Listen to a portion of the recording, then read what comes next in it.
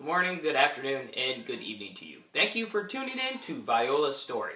Now, I will apologize because you'll probably be able to hear the kids in the background, but hey, that's life, right? Well, last episode, I talked about how her button got pulled out on accident.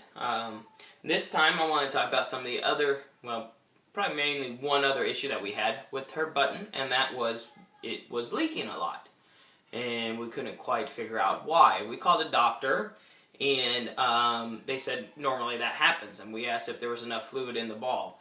And they're like, yeah, it should be fine. You have more than enough. And you know what? Let me actually show you, in case you don't know what the Mickey button looks like.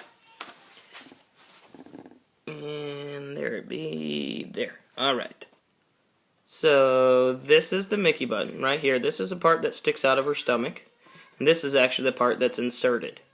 Normally when it comes, this is flat. It's not. There's nothing in there. And this gets inserted in, and then here is where we put a syringe and insert some fluid that fills up this to make it a ball. And this ball is what helps hold that button in place. And so we're like, okay, there's enough fluid. So when I said fluid, that's what I'm talking about, if there was enough in that ball right there. They said, no, it's fine, it's natural, it happens. So we're like, okay, well, what are we going to do? We can't have her just wandering around, changing shirts every time she does a feed.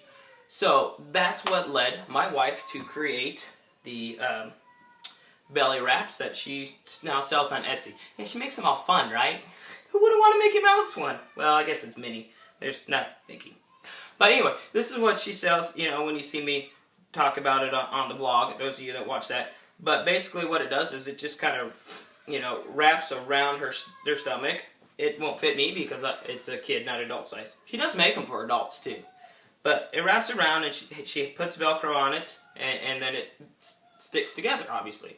Well, not only does this help soak up any leaking that has occurred, but it also helped keep the cord out of her reach and grab and from her pulling on the button. There was some phases where we used to keep it on her all the time because she was very curious of what it was. It's new to her. She was an infant, right? So it was great to keep busy hands away. It was great to keep the cord out of the way.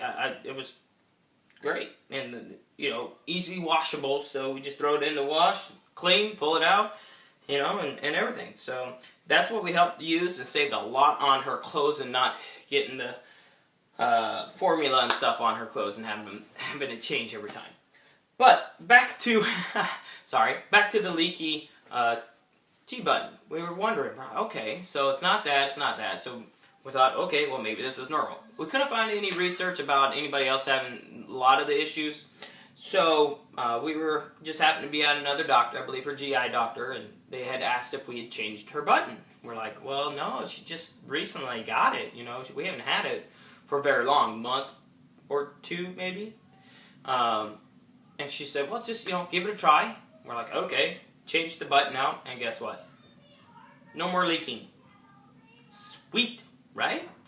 So it just happened to be the button. It was a faulty button. So if you have a button, or someone has a button, or your kid has a button, whatever, and you're having that same issue, try first changing that button.